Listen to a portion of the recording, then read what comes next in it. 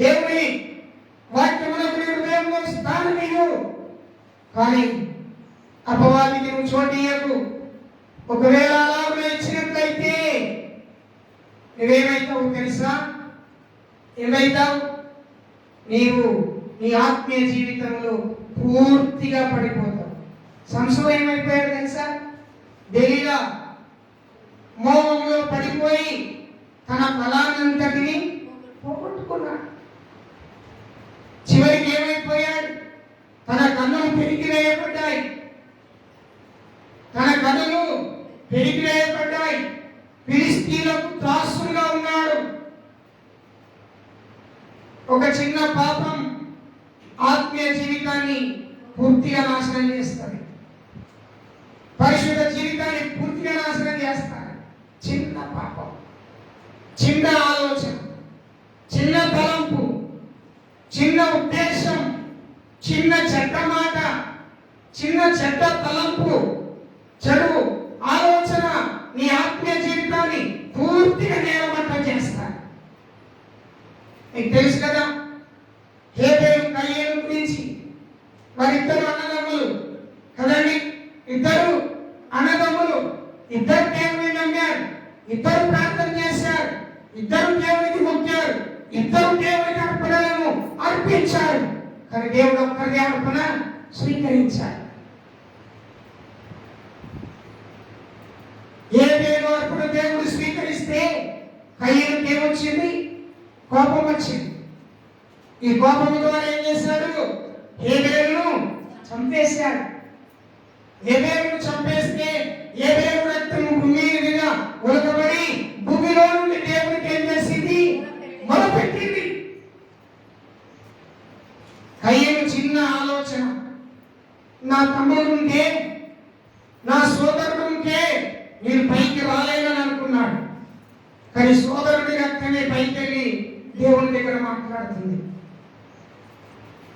దేవుడే వచ్చి కయీనుతో అంటాడు, కయీను మీ తమ్ముడు ఎక్కడున్నాడంటే, మా తమ్ముడికి నేను కావలి వాడనా? నిజమే, నేను కావలి వాడనా? కానీ దేవుడు అన్నాడు, నీ తమ్ముడి యొక్క రక్తం నా దగ్గరికి వచ్చి నాకు మొదలుపెడుతున్నది. దేవుడికి తెలుసు కయీను హేబెలును చంపాడని. దేవుడు అడిగాడు, సమాధానం సరిగ్గా చెప్తే బాగుంది. సమాధానం అంతా చెప్పేశాడు. సాతానుడు ఎవరిలోనైతే ఉంటాడో, అపవాదికి ఎవరైతే చోటిస్తాడో వారు ఏమైతారో తెలుసండి? దేవునికి వారు లోబడరు, దేవుని మాటకు లోబడరు, వారు దేవుని వాక్యానికి లోబడరు. ఎందుకంటే వారి జీవితంలో సాతానుడు మాత్రమే. కయీను దేవుని మాట లోబడ్డాడా? లోబడలేదు. అవును ప్రభు నేనే చంపేశానంటే దేవుడు ఏం చెప్తున్నాడో తెలియదు. కానీ ఏమన్నాడు? నాకేం తెలుసానన్నాడు. దేవుడు అన్నాడు, నీ మెడలో ఒక గోడ వేసుకున్నాను, ఈ భూమి మీద దేశ దిమ్మరై నువ్వు తిరుగుతావన్నాడు. ఏమైతావన్నాడు? దేశ దిమ్మరై. ఏది లేదు నీకు, నీ ఆత్మీయ జీవితం కోల్పోగలిగింది.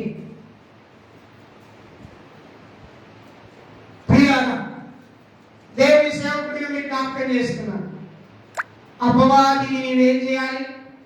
ఎదురించాలి. అందరినీ ఎదిరిస్తాను. ఇంటి పక్క వారు గొడవ కాస్తే దండలు చెక్కి ఎదిరిస్తాను, అంటారు. కానీ దయ్యం మీ దగ్గరికి వస్తే, యేసు ప్రభు దగ్గరికి, దేవుని స్తోత్రం, సేన అనేటువంటి దయ్యం పట్టిన వారి దగ్గరికి యేసు ప్రభు వెళ్ళాడు. అక్కడికి యేసు ప్రభు వస్తున్నాడని తెలుసుకొని ఆ దయ్యం పట్టినవాడు సమాధంలో నుండి వేసి పరిగెత్తుకొని వచ్చి ఏమంటున్నాడు? సర్వోన్నతుడైన దేవుని కుమారుడా, నాతో నీకేమి?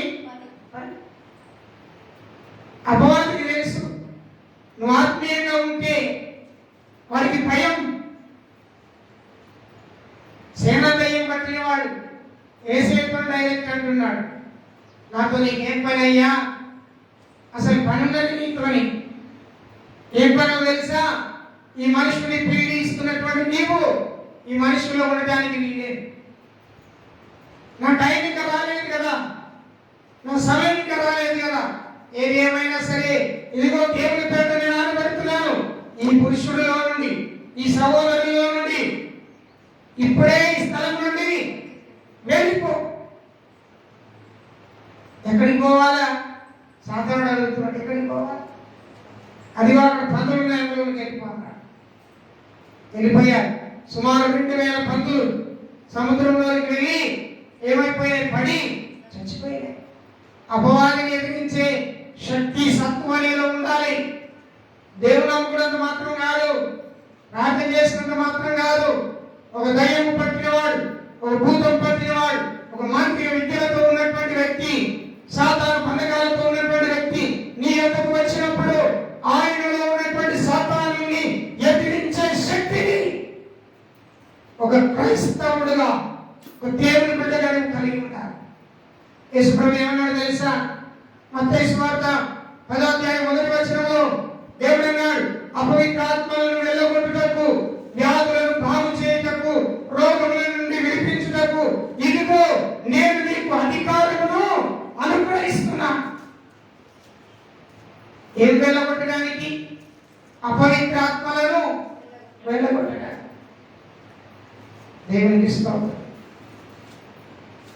ఆ అధికారం దేవుడు నీకు ఇచ్చాడు, దాన్ని ఉపయోగించుకోవాలి. సంసోను అపవాది వలలో పడిపోయాడు.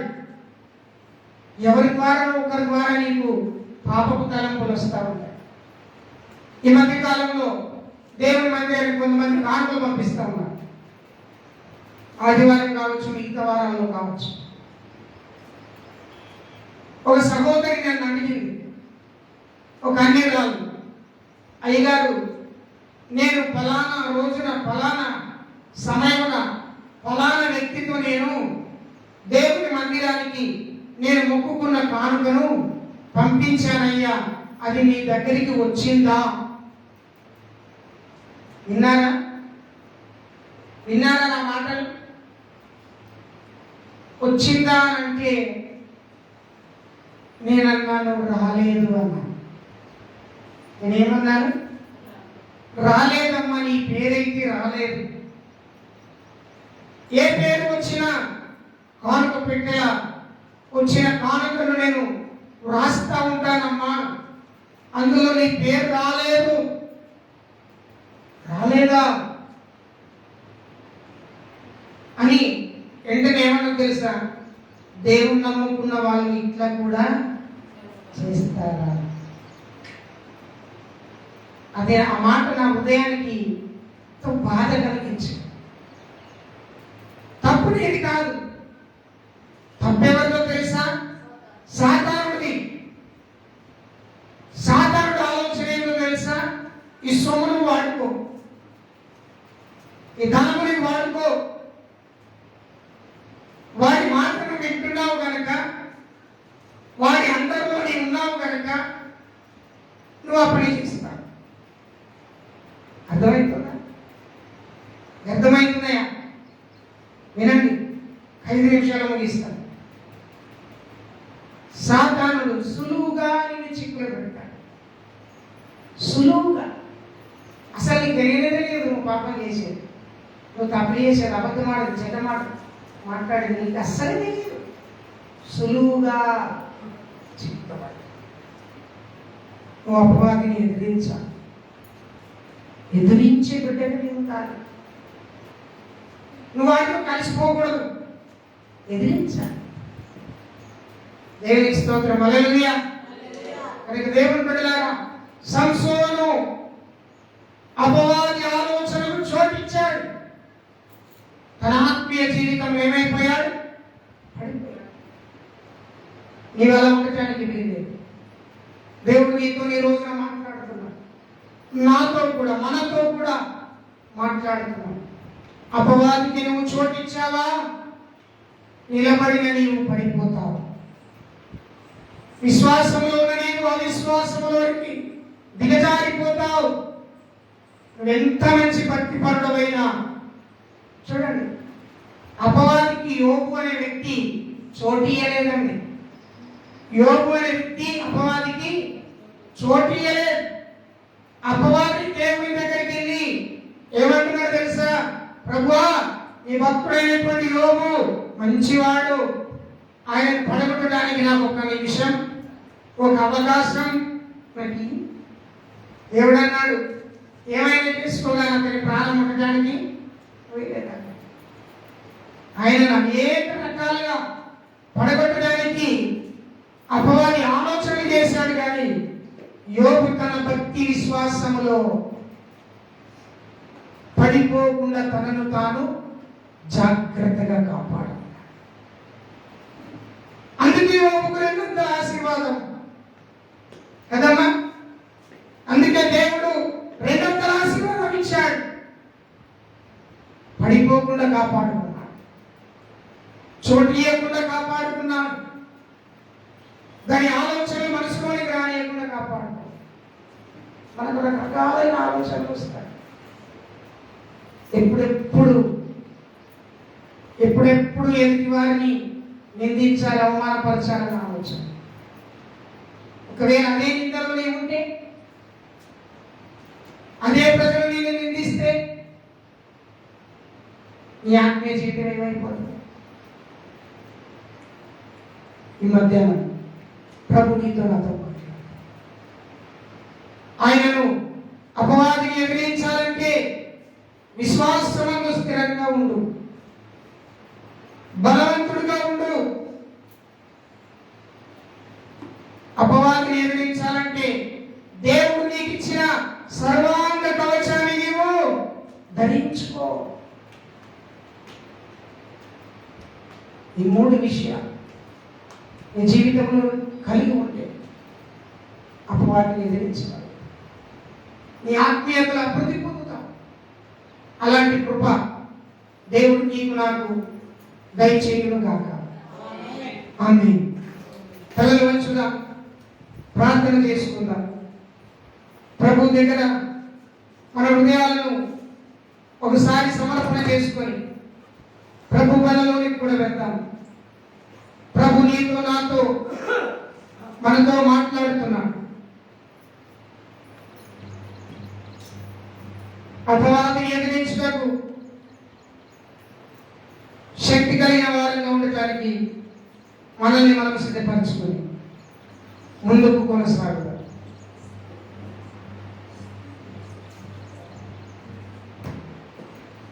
మోకరించుదాం,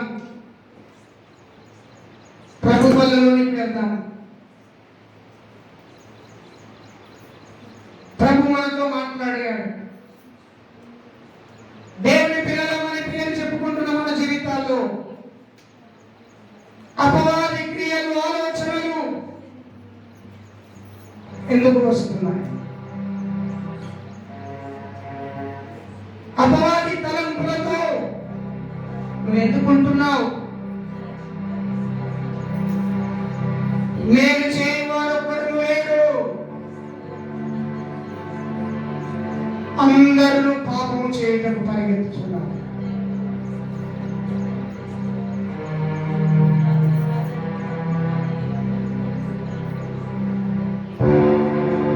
ఈ జీవితంలో అపవాదిని ఎదిరించగలిగిన వ్యక్తి అయినా అలాంటి కృపలో దేవుడు నిన్ను నిలిపి తన మహిమలో